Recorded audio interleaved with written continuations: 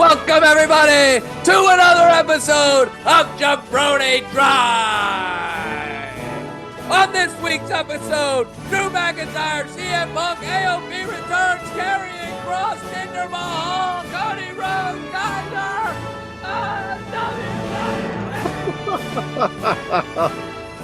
Timmy, anything you want to say to all the Schmid-Lavelites out there listening? Tom, they know that listening to Jabroni Drive is just too sweet. And Tom, they also know that when you listen to Jabroni Drive, you are a jabroni for life. I love it. New episode of Jabroni Drive starts now. Tell you what, that opening got a little away from you. Yeah, away from I was you like there. trying to go through the topics of what we're talking about, and I'm like, WWE. Yeah. Well, it got away from me, you know. Brother love, dude. Brother love. I love you. And we do love you, the listener out there. We appreciate you listening to Jabroni Drive. New episodes every week. We hope you like what we're doing. And now's the time. If you're not already doing it, take a moment, hit that subscribe, hit that follow. Give us a like, give us a share, give us a comment.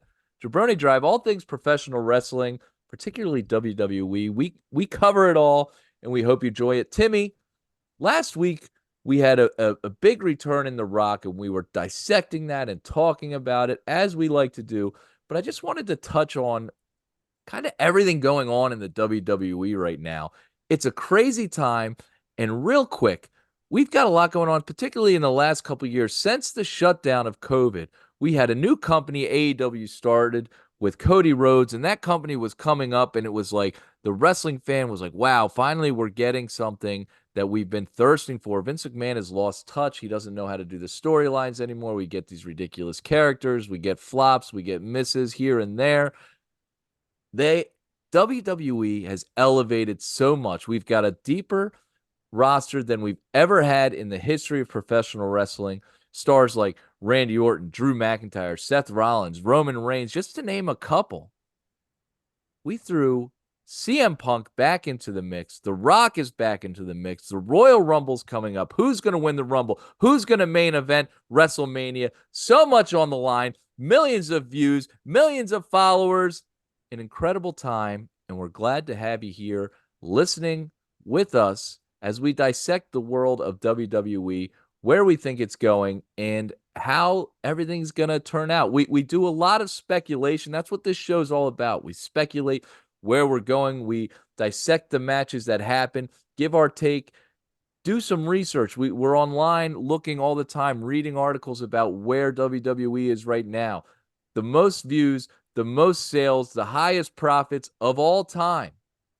What a time it is to be a fan. We're super excited. And let's get into what happened this past week. And we're going to start with the Drew McIntyre CM Punk promo.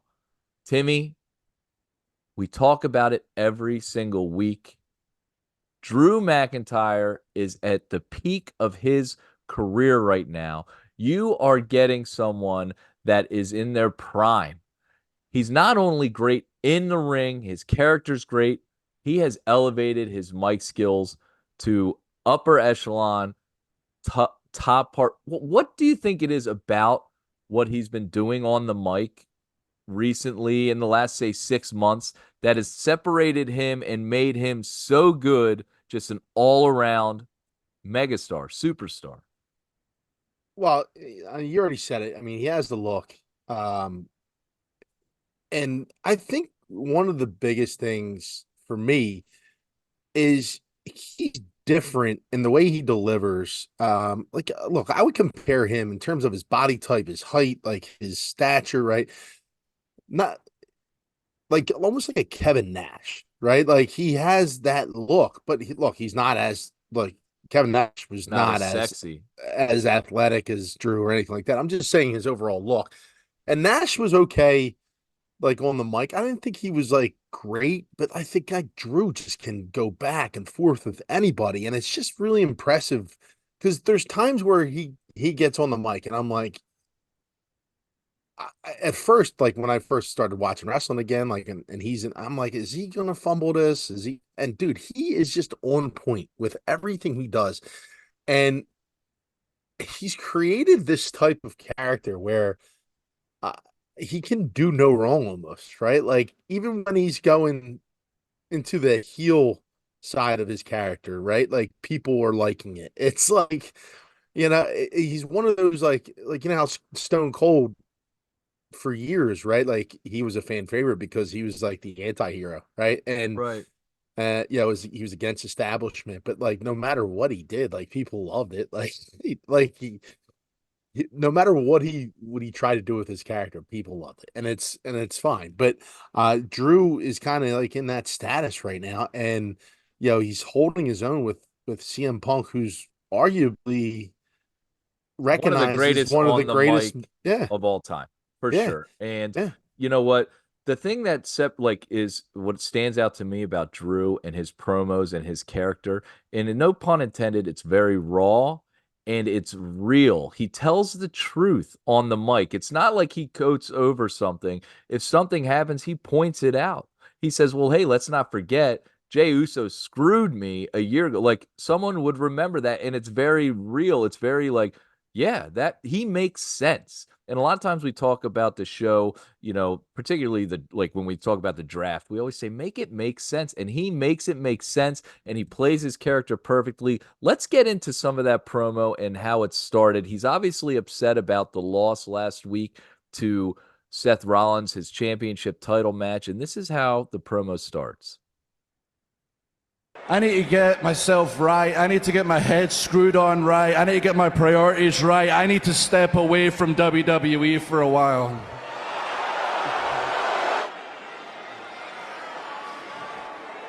I've been playing this over in my head. Trust me, it wasn't easy to start feeling this way. This has been the lifelong dream. But up to 2 days ago, I really felt that way, and I kept replaying the match over and over. But then it occurred to me, wait, Drew, that's not true whatsoever. You didn't lose straight up.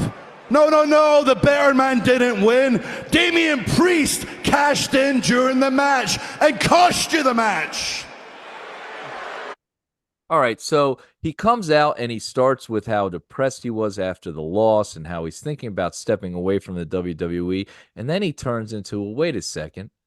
It wasn't me. It was Damian Priest who came out and went for the cash in that cost me my opportunity, that cost me my chance. That interference cost me my moment at the title, furthering that divide between Damian Priest and Drew McIntyre that's going to come to a head at some point. We've speculated that this could possibly turn into Drew McIntyre joining the Judgment Day. Tim, do you like how he ties that into start where he goes at Damian Priest and Yeah. one of the leaders of the Judgment Day?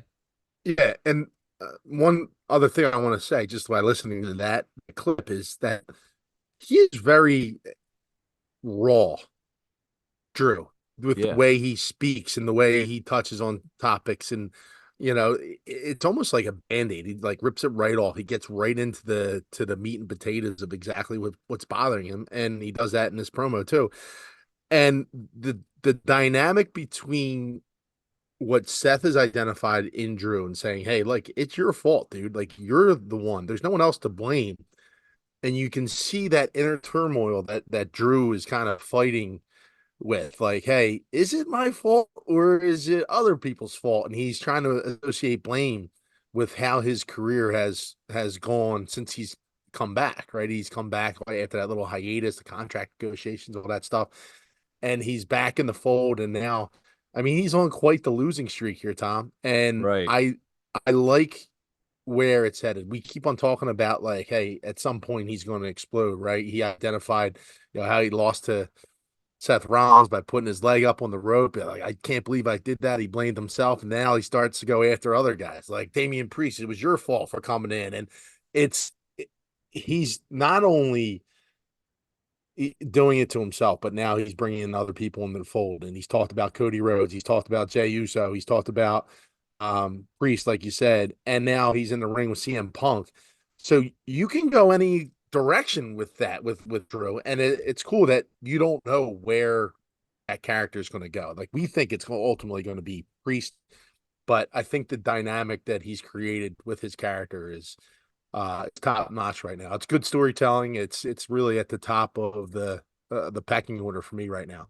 Yeah, and I think it's that character development into him eventually. He's a lone wolf right now. He's on his own. He does everything by himself, and I think eventually submitting to I need help to win this championship, and how he's talked such a big game and how he's the best, like he can do this and that, and then the heel character is going to be him joining a faction, the Judgment Day, and just submitting to the fact I can't do this on my own and blaming everyone else. And it's just that slow turn. And they've done a great job of developing that. So he continues to talk, and he has this to say then.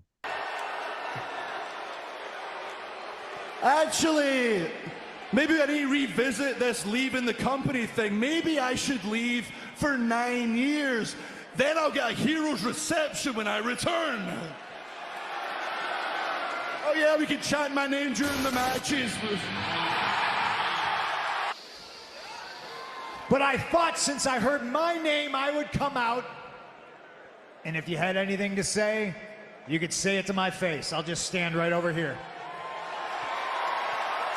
All right, so he insinuates about leaving and coming back and kind of talks about, yet again, blaming someone else, like, oh, I could do this, like CM Punk.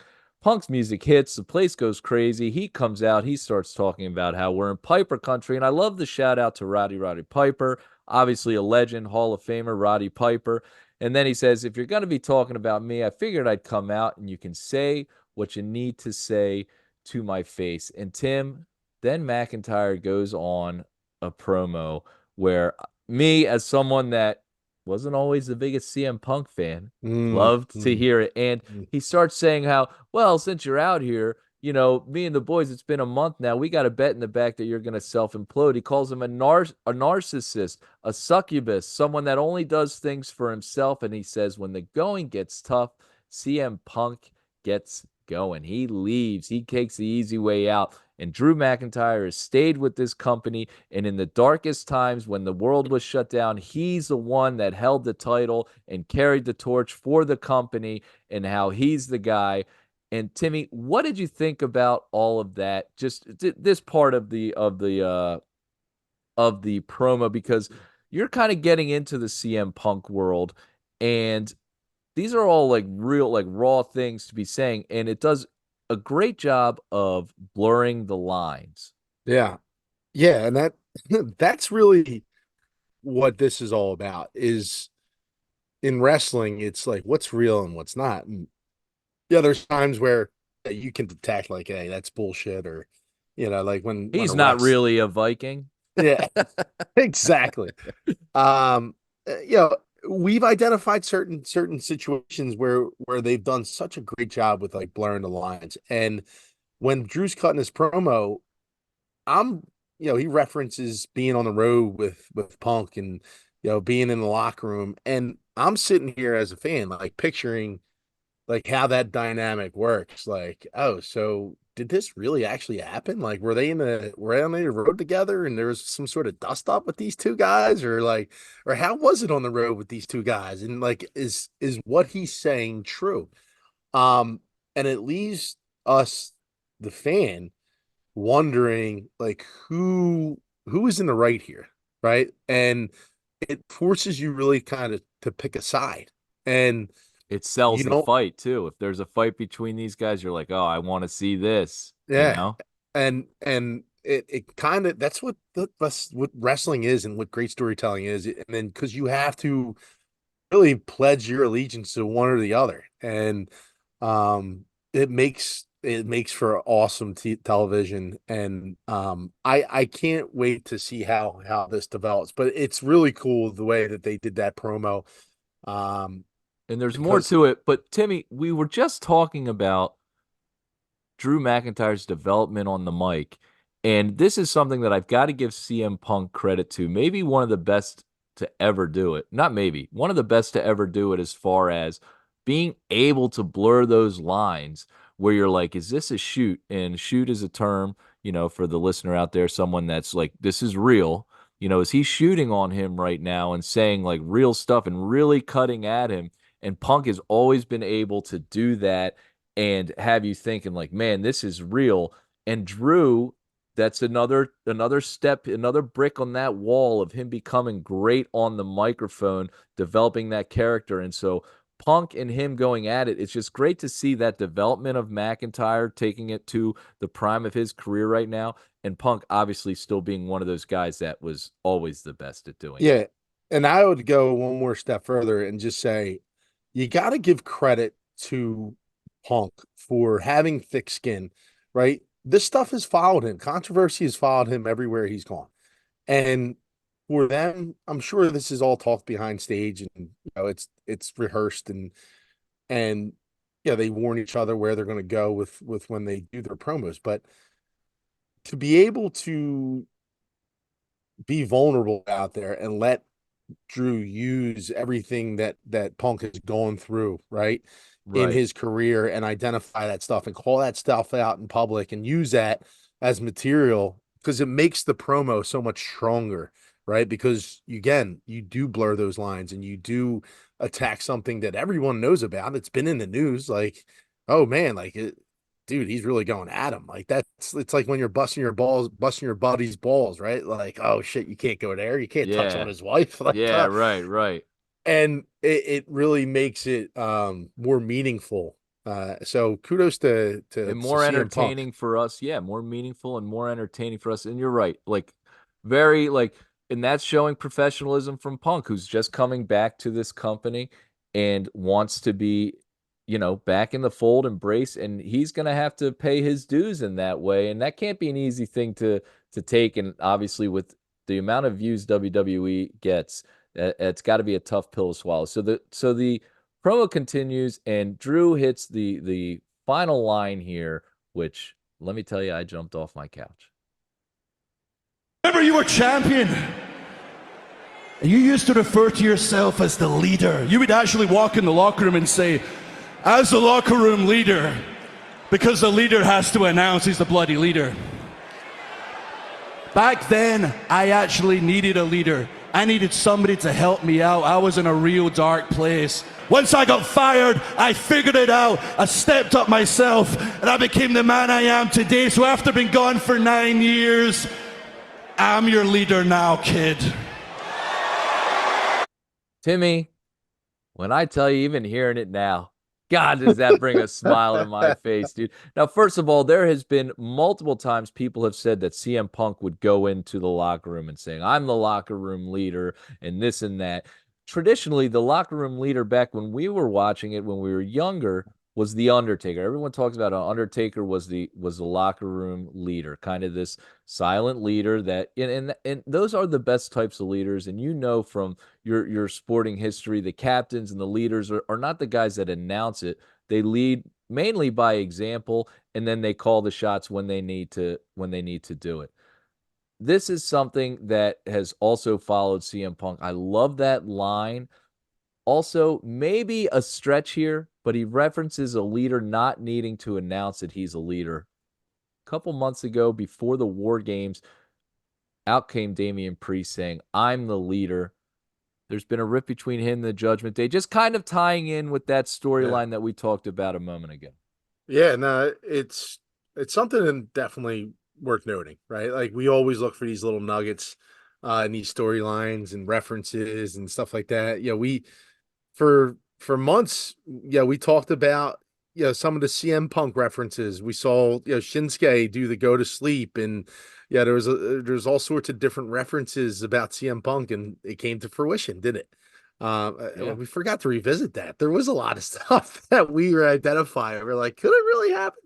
But right, but these little nuggets can just be little breadcrumbs that then the story happens and you're like, oh yeah, this was a breadcrumb back then. This is one of the great parts about wrestling. Yeah. And then for me to see where where the CM Punk thing is at, like whatever the bravado, like, so look, when you're talking about being a leader, right? Like the bravado stuff, like the fake, hey, I'm your leader stuff, like that doesn't fly anywhere, right? That's No. not going to go over well in the locker room. So again, that's another thing that you're going to use, um, to CM Punk's detriment, and you're going to identify that and what have you. But like, it's something that, like you said, you have to pay attention to. It ties back into Damian Priest. And we'll see how it develops. But Let's you know, get to it's the end of this promo and what CM Punk has to say to kind of finish the promo. I'm not a demon. When pushed, I'm Satan himself. And if you were one of the people that saw that side of CM Punk, that says way more about you and where you are in your little dark places than it does about me, because I'm a real nice guy until it's time not to be. All right. And then the final one. There's one person that can stop me from accomplishing my goals, and it's me. And I got out of my own way a long time ago. You can't stop me from winning the Royal Rumble. Seth can't stop me from winning the Royal Rumble. Cody can't stop me from winning the Royal Rumble. And Drew, leader to leader, because I'm such a nice guy in the Royal Rumble, I'm going to throw you out last. All right. So that ends what was an amazing promo. And kudos again to Punk for standing there, taking the shots, firing back, and good comebacks by him. I enjoyed all of that. The one thing I want to note right now, and let you get into this, Timmy, we've talked about it in the past, the straw that stirs the drink. He mentions Cody Rhodes' name now. So Yep. first we have the promo with Seth. Then we have the promo with Drew. Is Cody Rhodes next on the list? And I just kind of want you to talk about, this is the major appeal that you've talked about before with CM Punk coming back, the straw that stirs the drink. Yeah, I don't know where it goes. Like, because there's predictions with that I've seen so far that Cody Rhodes is going to win the Royal Rumble, and that's where he gets his shot at WrestleMania, right? And we talked about Seth Rollins not being able to be in the Rumble, so he's already a champion. I'm also seeing speculation that he might drop the belt to Jinder Mahal. There's this whole scenario that could play out. Again, there's a lot of shows a couple more shows before the Royal Rumble, but I mean, both of these guys, both these superstars, Drew and CM Punk, have now mentioned some of the biggest names, that are on that show. And now that we see the Shinsuke thing wrap up with Cody Rhodes, I could possibly see, thank God, I could possibly see that really kind of come into fruition. But I mean, there's so much speculation on what's going to happen. It's hard for me to just pinpoint exactly, where it Where goes. it's going. Yeah. So, That's what's so great about all these guys coming back, because there's rumors of Cody winning the Rumble, Punk winning the Rumble, The Rock winning the Rumble. Who's going to main event WrestleMania, the biggest show of the year? Is it going to be Cody versus Roman? Is it going to be The Rock versus Roman? Is it going to be CM Punk versus Seth? Could Cody and CM Punk have a match at Mania and then open up the other main event spot? Is Drew McIntyre and CM Punk going to have a match at WrestleMania? I mean, we don't know where it's going to go. What a time. What a promo. If you haven't checked out the whole thing, do yourself a favor.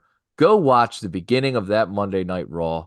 Incredible. Timmy, any other comments on that right now? Or should we move on to our next topic? now, like, look, I would say that we didn't know we were going to get on Raw. The match, the card didn't seem too great, but I mean, that coming out the gate was really, really fun. Having Drew come out and cut that promo, and then CM Punk coming on top of it. So it started out hot. And as the HJB said, crowd's hot, Raw's hot. Let's go. Let's move on to the next topic, Tom. All right. So let's talk about something. And you referenced the Jinder Mahal. Seth Rollins is in the ring, and he's talking about who his next opponent's going to be. Jinder Mahal comes out, challenges him, former WWE heavyweight champion. I don't necessarily want to talk about that. They've set up the match for next week. I think this is, and real quick, Timmy, I feel like this is just like filler for Seth to keep his momentum going. He's fighting an obvious heel, an anti-American, Jinder Mahal, and you can have that baby face go over. He beats another champion, kind of adding another trophy for Seth Rollins on his incredible run as the heavyweight champion. What I want to talk about is the comments on X and the comments made by the AEW owner, Tony Khan. They recently had a challenge go out to the heavyweight championship of AEW from Taz's son, Hook. Hook, who's 29-1, challenges the heavyweight champion Samoa Joe to a match. And they were getting, I guess, some backlash on social media about the booking there. He fires and starts going at WWE. So how are we getting backlash when they have a guy that hasn't won all year come out and challenge? Oh, yeah, that's really good. Almost like, oh, that's really going to put butts in the seats kind of a thing. Tim, this is just a pathetic look. Like, AEW is floundering right now. They're grabbing at straw, and it's just that he's trying to get any type of press that he can. I just think it's such a bad look for Tony Khan. I mean, he should certainly focus on his own brand. Yeah, WWE doesn't reference them. You know what I mean? And that just says it all. Yeah, and there was some sort of like, I saw some Twitter activity from like the USA Network. It said like, how were the ratings on that cage match or something like that? There was like a jab there. Yeah. And I don't know if WWE has anything to do with that, but it just seemed a little juvenile. Look, worry about your own promotion. I don't understand the booking either for the WWE. I know you said it's filler, but like Jinder Mahal comes out of nowhere. He's in the ring with Rock last week, and now he's got a title shot with Seth Rollins. He's got pictures on somebody or something, but it's an interesting avenue that the WWE is taking. I don't know why Tony Khan has to get involved. Again, like I would say, just worry about filling your seats and your promotion, and keep my name out your mouth. Yeah, you know what? I think it's just something where they're throwing Jinder a bone. They said, hey, we're going to have you do a little thing with The Rock. You're going to get squashed there, but we're going to give you a title shot against Seth, kind of reward you probably because, someone has to lose all these matches as the years go on. And he's probably been a guy. There's no Barry Horowitz anymore. Right. He's the Barry Horowitz. You know what I mean? But he was a former champion. They throw him a bone. I think they're going to give him a championship match. Maybe it leads to a rematch or something, but I'm not expecting an incredible match or story, but it's a championship match on Monday Night Raw. It's something they get to sell to a former champion going against him, and it gets you moving forward. I don't think they necessarily know or they have plans for Seth big time at the Rumble. I think after the Rumble, we get where Seth is going moving forward. So I think they're just trying to get him there and give him a win. We'll see. Maybe they throw us a curveball. Tom, I believe in the modern day Maharaja. I think he comes away with the gold. Oh my gosh. Would that be insane? Oh my goodness. All right. So we got another, and by the way, Tony Khan, one of your star athletes is no longer listed on the AEW roster. Who's and that?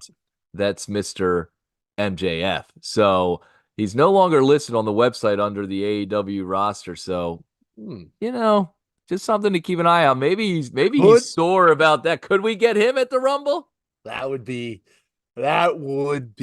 wild. Man, oh man. And that's going to get a big reaction. Well, look, I know a little bit of the AEW stuff. Like they had this whole devil storyline. Yes. And there was a reference from Punk. Yes. Yeah. So maybe that's a breadcrumb. Maybe that's a little crumb we look out for. But I mean, I highly doubt that it would happen. But if it did happen, it would be interesting. And guess what? Before we move any further, we just want to make an announcement. you've seen on our socials, January 27th, live from Graham's Pub, the Royal Rumble, Schmidt-Lavelle Jabroni Drive will be there. We're expecting a big turnout, high energy, and man, if MJF comes back, whoa, Robbie might have to, the HJB might need to buy a new roof. That place Not is going to dumb. be going nuts. So if you're around, come to Graham's Pub January 27th, live for the Royal Rumble. You're gonna love it. We're gonna have a great time. Schmidt and Lavelle Jabroni Drive will be there. We'll be signing pictures and blah blah blah.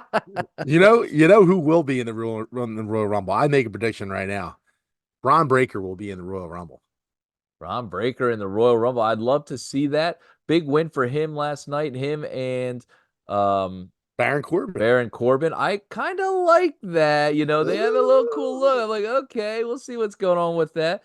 But yeah, Braun Breaker, we've been hoping for him to come up. So, I mean, geez, just think about that. You have this roster right now on Raw and on SmackDown, these superstars, megastars, and you got a guy like Braun Breaker just sitting in NXT, like ready to be unleashed at any moment. These guys, you got Carmelo Hayes. Man, this roster is deep, and we don't. Sheamus could be coming back at the Royal Rumble. I mean, He's definitely coming back. It's going to be a great time. January 27th, live from Graham's Pub. Be there or be square.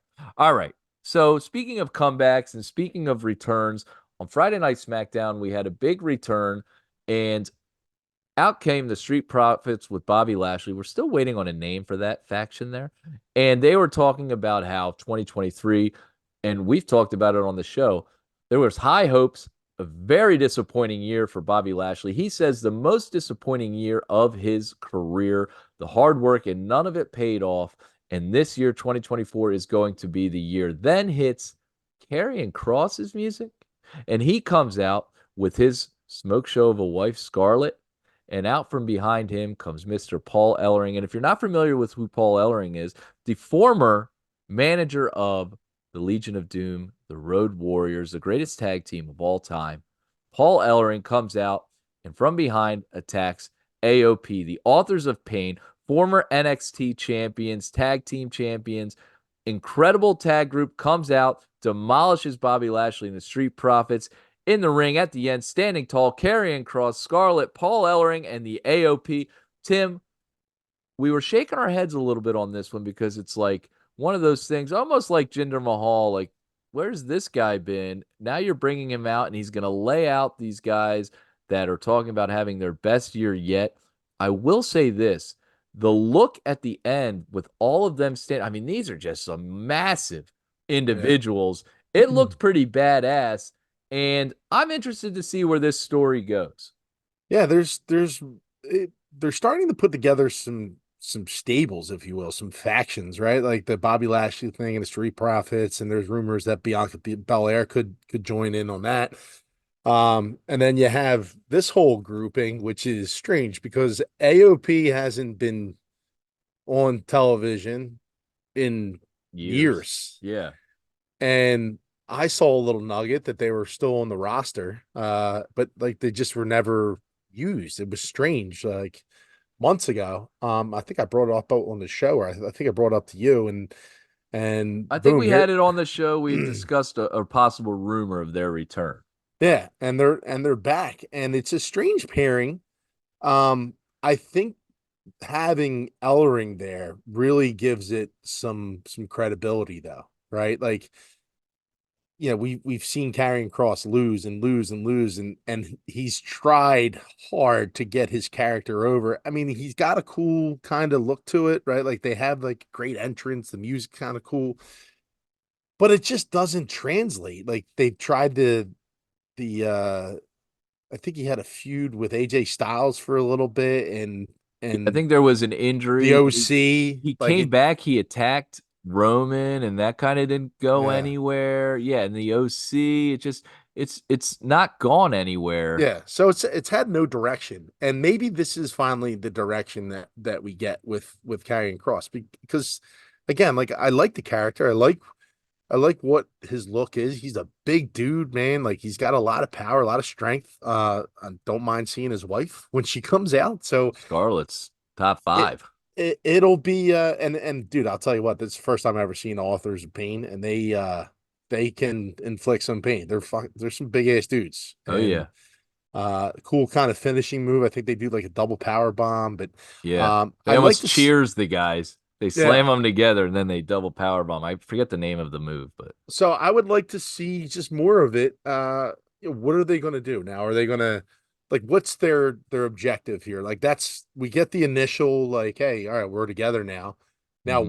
what's the plan? What is the fallout from this? Like what Yeah. is the we need their business plan, if you will, right? Like Right. So I would say this one, I'm excited to see where this goes. Who knows if it'll go anywhere? Maybe they end up just getting squashed by the Street Profits and Lashley, and that becomes their run to gaining some traction and becoming a more a faction that's more powerful. But WWE traditionally has had these like dark characters like The Undertaker or a Bray Wyatt or, mankind. Mankind along those lines. And they're lacking that right now with the passing of Bray Wyatt. And it's just something that I feel like they are searching for. And this character of Karrion Kross kind of hits that notes. It's not obviously he hasn't shown the talent of a Bray Wyatt and that kind of like wow, like look at this type of character, but we'll see where it can develop. And two, AOP, the tag team, and it seems like they're adding tag team pieces we really have been talking about in the past, how we want an emphasis on the tag titles. It seems to be the only titles that don't really have a storyline or like that high marquee value that all the other ones. You got Logan Paul with the United States Championship, it's elevated. You got Gunther who's elevated the Intercontinental Championship. Obviously Roman Reigns with the 3-year run as the champion, and Seth Rollins what he's done with the heavyweight championship. So we want to elevate that tag division. Bringing a group like AOP into the mix can be really exciting. I would love to see, and the Creed brothers can go with anyone, but AOP and the Creed brothers, man, oh, that would be an incredible banger of a match. Those two monsters against the athleticism of the Creed brothers, and would just be incredible to see. All right, let's move on from that. I want to talk about one of the HJB's favorite wrestlers right now, and the match that they had on Monday Night Raw, This Mr. guy? Ludwig Oh, Kaiser. Ludwig Kaiser, to his credit, he comes out. I don't know if anyone stays in character better than Ludwig Kaiser. The character's a little goofy to me. It's funny. I love it. I enjoy the just the detail that he puts into it with his facial expressions and his mannerisms and stuff like that. But I was really impressed with the match that he had with Kofi Kingston, another wrestler that we had talked about as far as underrated in this past year. I thought it was a great match. I liked the double count out, and I loved the finish and the idea of you take my guy's head, I'm going to take your head off. And the way it finished was so real, very cool. The kick to the steps with his head there was just, I thought, really well done, and I appreciate it. Timmy, what did you think from this match? I thought it was it I had no really expectations for it. And then what occurred throughout the match was it was getting real like hard hitting, if you will. Tom, that's your quote. I think They you were like laying it to in. laying it in. And you can hear him referencing and screaming Vinci's name like throughout the match, like it's almost like a retribution, like payback for what you did to. So they kind of use that injury that occurred last Monday as a storyline, which is in some cases is a perfect spot for something like that, and it builds into kind of you know it gives Kaiser some credibility now. Like it really what he did on Monday night like sets him apart, especially from Vinci. And it's something that we talked about with Imperium. It's like, dude, you have Gunther, and then it's just these two dudes that just keep on losing. They can't get out of their way. They're like the wet bandits. Like it's Home Alone. They can't, they can't go Right. out and execute a robbery. They can't go out and execute a match and win. And um it's cool to see how Kaiser is now, into this, I don't know, maybe this is like a dark side of him, and he goes on a little bit of a run. Look, he's not going to be, some main eventer or anything like that. But he can contribute to the whole Imperium, mystique, or if that's what you want to call it, or faction, uh, that will build it and give it more credibility instead of just being Gunther and two henchmen that just get beat up all the time. So, Yeah. Yeah, I really enjoyed watching that. It was a pleasant surprise to see, that side of Kaiser, because we've never seen that side of Kaiser. Right. And it was great to see that and for him to be showcased a little bit on Raw. And obviously it takes two to tango, and Kofi Kingston, a professional, makes people look great when he's out there too. And I just thought the two of them together was a great team, and they told a great story in the ring. And like I said, we loved the ending. I know I feel like there's just been a lot of Big E on WWE social medias, and I'm just praying that he has a comeback at some point. And I feel like Big E versus Gunther would be an incredible matchup. Who knows, that could just be a pipe dream of mine, that like maybe he's come back. And speedy recovery to you, Big E. I know you're out there listening, and we hope that you come back soon. Great place for Kaiser to showcase himself, and just that talk again of all this talent that we have on the roster, coming back of CM Punk, The Rock, Kaiser, the rest of the Drew McIntyre, these people, you're seeing who's elevating their game, who's stepping up, who's coming up and showcasing themselves like, hey, look, I'm a player. I'm here. I don't want to get lost in the shuffle.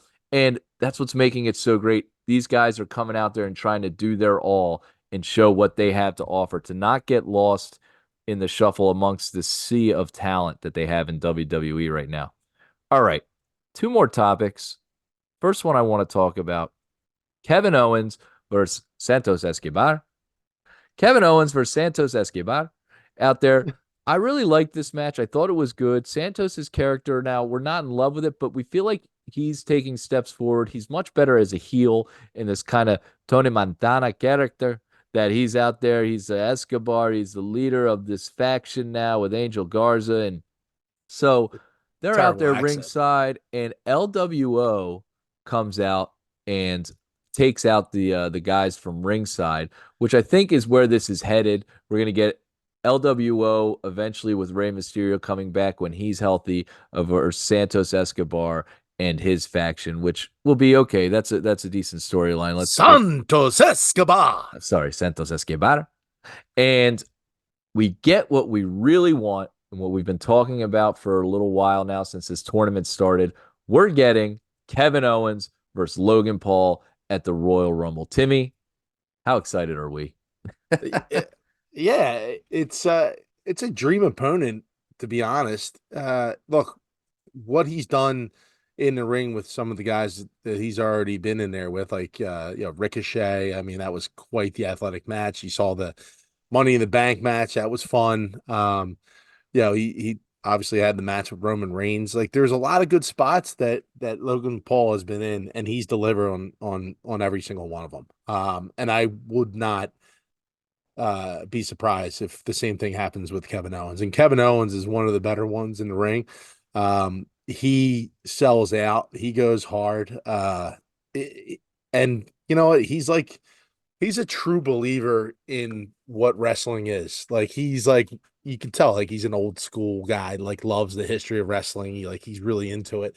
And he will not take, because I think he understands what Logan Paul brings to wrestling, right? And now he's going to have an opportunity to be showcased with Logan Paul at Royal Rumble.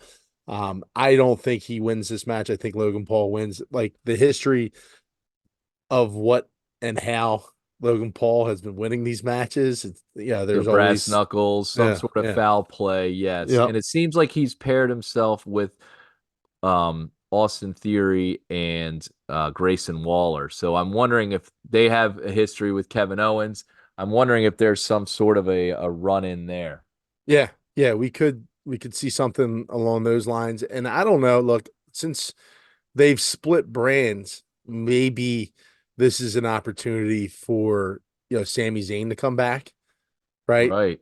And get involved somehow, some way in that match. I don't know if they want to continue to push that narrative that KO and Sammy were tag team partners, they're friends and all that stuff. I don't know if they want to separate them totally or if they want to kind of bring that back. I think you can bring him back in different spots, but I they're on think two I different got it all brands. figured out, Timmy. You Oh, ready? Here let's have comes it. some speculation. We've got Austin Theory, Grayson Waller, and Logan Paul, who seem to be joining together. Kevin Owens now is by himself.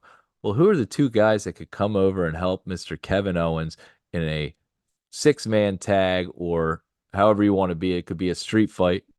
It's Sami like a Zayn, obviously, Jey and Uso. Mr. Main Event Jey Uso. I'd be Ooh. down for that match. A little street fight between KO, Sami Zayn, Jey Uso versus Logan Paul, Austin Theory, and Grayson Waller. I could see that being a PLE match and Yeah, yeah, something that I would be tuning into, maybe at Elimination Chamber or possibly WrestleMania. yeah.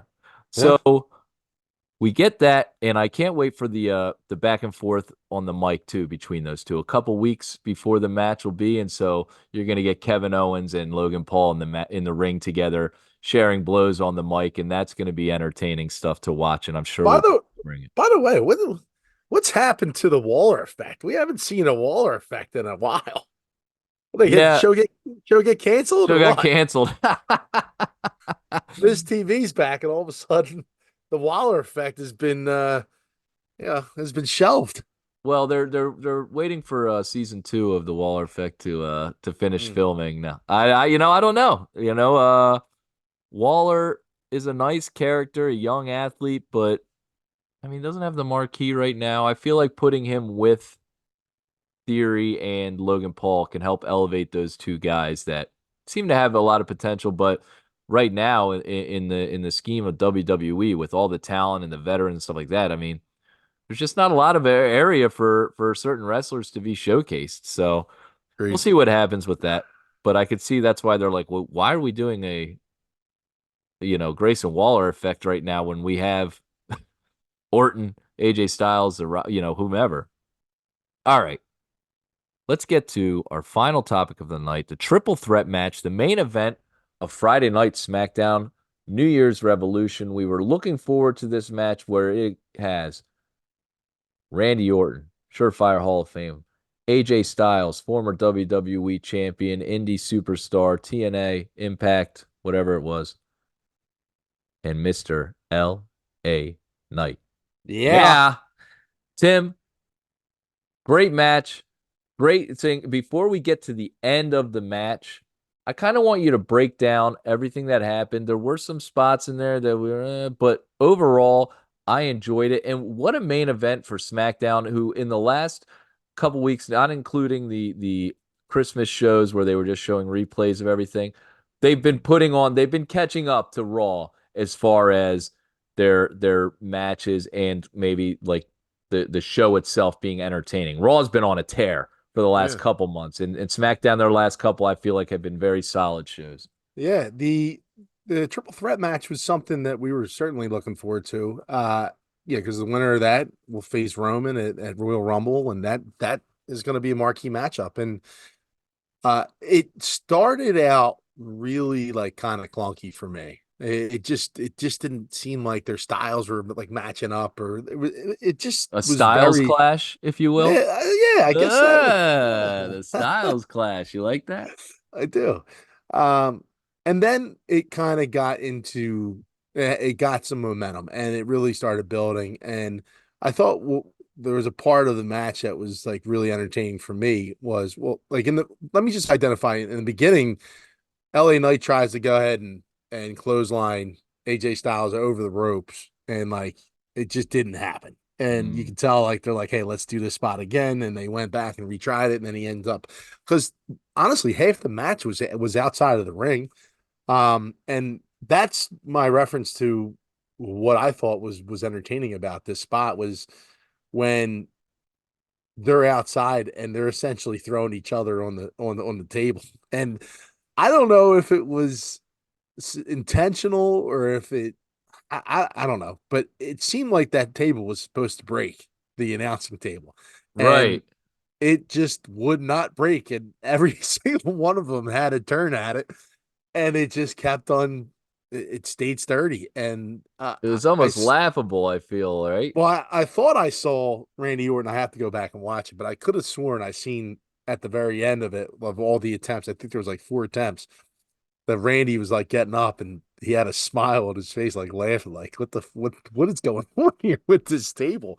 Um, but the action picks up and it gets back into the ring, and yeah, there were certain spots in that match where I felt maybe like LA Knight is losing some of his luster, if you will, because like he gets, I think it was either Styles or Orton in the corner, and he's doing his kicks, and like they started fading out because they're so used to saying yeah after every punch or in every kick and every strike that he does, and it just started fading out, and I'm like, is this the time where LA Knight is?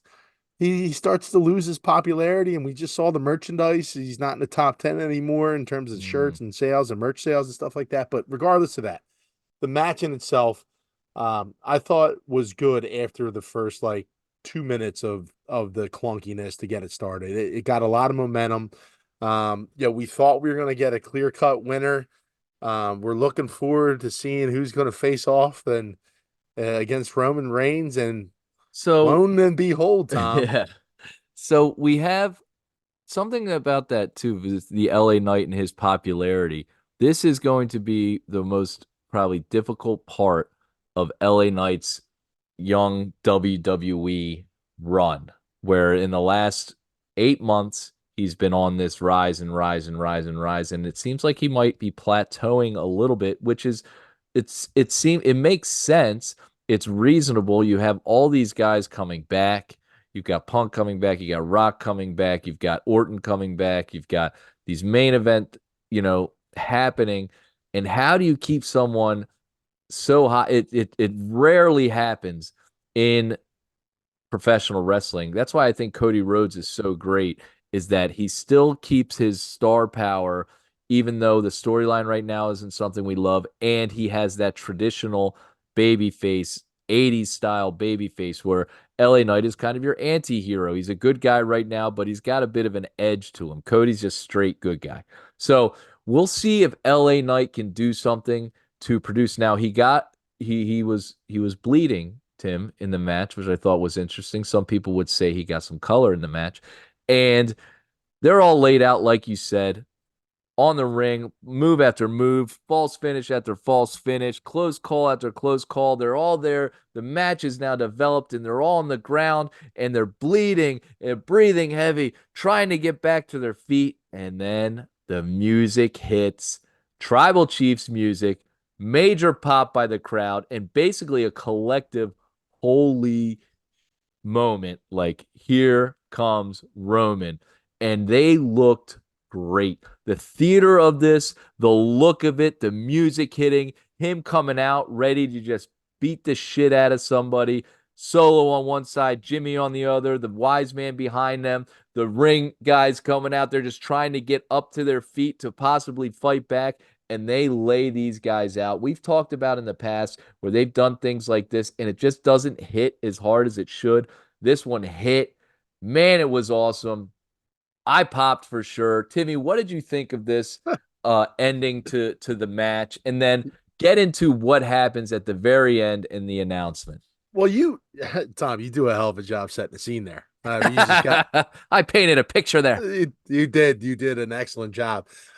It was so when I see that coming, I'm like, I certainly was excited, but I'm wondering what's going to happen here because, like, look, we're you know how these things work. We know we're on the time schedule. We're sitting here at 9:55. The show ends at 10. We're like, and I'm like, are we getting a a finish to this match, or is what's going to happen? And then I'm expecting somebody else to run out and make an assist of some sort. I'm like, something's got to happen here. But it was, the stuff that we call for. when there's a faction, like we talked about this with the Judgment Day, like we want to see like the Judgment Day come out and just run rampant through like the entire roster, interrupt matches, like just beat the shit out of people. But like when you have a Roman Reigns, like the aura around him The is just aura, great word. Yeah. yeah, just it's a different level, and that's He's why he levels get above. yeah yeah, and how he handles it, he sends his henchmen in, right, to go do his work. Like, go ahead, go ahead and do my work, and you get all those just finishing moves on each of the wrestlers, and like you're watching this guy work. He's preying on scraps of, because these guys have just laid it all on the line here, and they're trying to do their best to get to that match. And Roman's goal here is to not let any of them get to the match. He's gonna impose his will on these individuals and make sure that they feel the pain that way. When or if somebody gets to that match, they're handicapped, and he has an edge. And that's what like the ultimate heel does. He looks for an edge, right, to win his matches. So that's what we get from him. And I thought it was like you said Solo looked good. Jimmy didn't really do much, but I mean, he's still, he's kind of finding his way. But Roman in itself is the guy really that's supposed to look good here. And he looked incredible. He looked like, um, the man that runs the show. And he said this to Aldis before, hey, everything goes through me. And it was, I think, strategically planned for Aldis to be at ringside to witness, the destruction of these three individuals. This is something that he put together, and Roman's like basically like, hey, F you, dude. This is what you want to put together. This is what I can do. Okay. I run the show. I'm showing it to you right now. And in not in typical fashion, usually in typical fashion, that's the way the show ends, and you walk out and you don't get any type of resolution to it. What's great is what we get from Aldis after this, and he goes to Heyman, hey, tell your boy congratulations. And Heyman's like, for what? And he goes, he's just earned himself a fatal 4-way match at Royal Rumble, and you're like, Oh man. and it's Timmy, just that match is going to be epic. What a thing to leave us with there. You've yeah. got four of the biggest stars in WWE right now going in a fatal four-way. There's going to be twists and turns and action and pace and everything that can be thought added to this match. Man, I'm circling this match for the Royal Rumble. Yeah, and it gives so much clout to Aldis too, which I think can't be said enough, because this guy has been put in place for a reason, and he's executing at a high level. We haven't seen Pearson in a while, by the way, but Pierce on Raw, I was happy with him breaking stuff up. He's in tank. Yeah, break it up, break it up. But we've talked about how they're doing that GM and they're taking it seriously. Before, the GM was just this kind of laughable character, but now they're actually, and this is what they need to do, like we referenced on the show earlier, make it make sense. Aldis is out there and he says, you know what? Fatal four-way. It's like, well, that's a great call. Of course it yeah, should be a fatal four-way. You can't just come out here and destroy a match for someone that's supposed to be facing you at the Royal Rumble. well, yeah, that make it make sense, and also make it meaningful. Like, make your role Yes. be meaningful, and with that stroke of genius, it gives him credibility, and it puts Reigns in such a vulnerable spot, because for years, we've seen this guy run rampant through the entire WWE universe, right? And he's gotten away with murder in terms of winning these matches, right? How there's Interference and interference and yeah. stuff like that. And now, I mean, any interference, I don't know if there's going to be any rules involved or anything like that, but you have three other wrestlers in there with him, so he's got to watch his back at all times. It's going to be interesting. He doesn't have to essentially get pinned to lose the Right. title, so he's in a vulnerable spot, probably the most vulnerable he's ever been in, and it's an opportunity for him to lose the title. Now, we all know He's not going to drop the title at Royal Rumble. But, it's certainly setting up for something in the future here. And I'm looking forward to whatever that is, Tom. It's WrestleMania. It's going to be Roman Reigns. We have a lot of candidates here, like we talked earlier in the show about where it could go. Where will we go? Yeah. It's exciting stuff. Can't wait for it. Rumors were that it was originally supposed to be just Randy Orton versus Roman Reigns. And if, in fact, Roman Reigns is going to be retaining at the Royal Rumble, which we highly believe will happen, it would be hard for them to have Randy Orton lose so early into his comeback and leave that money on the table without having him have this match against Roman later on, maybe after WrestleMania or at Elimination Chamber or whatever it may be. You don't want to just give that away at the Royal Rumble when you can do it. So maybe this also will lead to LA Knight versus AJ Styles feud or something like that. But exciting stuff. And man, what a week again for the WWE, and what a week for Jabroni Drive. If you're still listening, we want you to know we love you. We appreciate you. Thank you for listening. If you're not already doing it, give us that subscribe, that follow. Jabroni Drive, the hottest wrestling show in all of wrestling shows. Maybe. Don't forget, live January 27th at Graham's Pub, the Royal Rumble. Be there or be square. Timmy, anything you want to say to all the Schmidt and Lavellites out there before we sign off? Wait, what am I supposed to say here? When you're a jabroni. Oh, yeah, that's right. Because when you're a jabroni, you're a jabroni for life. And if you're not down with that, we got 2 words for you. Woo! Jabroni Drive. We got 2 names for you. Schmidt, Lavelle. Have a nice day. Have a nice day. We got 12 words for you. Bang, bang. We love you. Until next week, be sure to watch the SmackDown and Monday Night Raw. Big things happening. Championship match. We'll be covering it all. Royal Rumble coming up. Till next week, my name's Tom Lavelle for Timothy Schmidt. Have a great week.